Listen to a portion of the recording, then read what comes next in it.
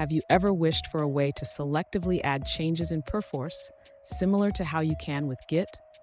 If that's you, then you're in the right place. Today we're exploring how to interactively add files in Perforce, just like using git add-p. I totally understand how frustrating it can be when you want to commit only certain changes from a file, especially when they are conceptually different. You're not alone in this. Many developers face this challenge.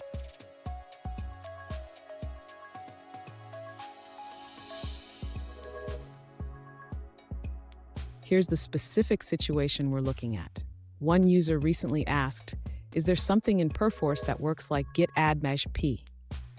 They want to diff their local file against the depot and choose which parts of the diff will end up in the change list. Sound familiar? Let's dive into this together. So, what can we do in Perforce to achieve this? While Perforce doesn't have a direct equivalent to git add-p, there are ways to selectively add changes to your change list. We'll break it down step by step. And stick around, I've got a handy tip at the end that will make your Perforce experience even smoother. To begin, the user should open the Perforce client and navigate to the workspace where their files are located. This is essential for accessing the files they want to work with. Next, the user needs to open the file they want to edit. After making the necessary changes, they should save the file before proceeding to the next step. Now, the user can view the differences between their local file and the depot version. They can do this by right-clicking on the file and selecting Diff against Depot. This will show the changes made. After reviewing the differences, the user can choose which changes to add to a change list. They can do this by using the Add to Change List option for specific lines or sections they want to include. Finally, the user can submit their change list. This allows them to commit only the selected changes while leaving the rest of the modifications in their local workspace. Fun fact, did you know that Perforce was originally designed for game development?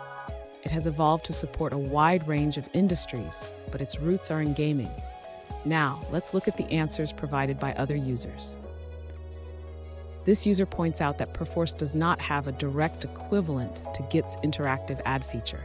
Instead, they suggest that you first need to shelve one set of changes before proceeding.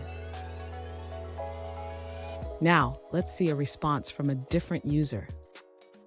This user points out that Perforce doesn't have a staging area like Git, making an equivalent to git add-p impractical.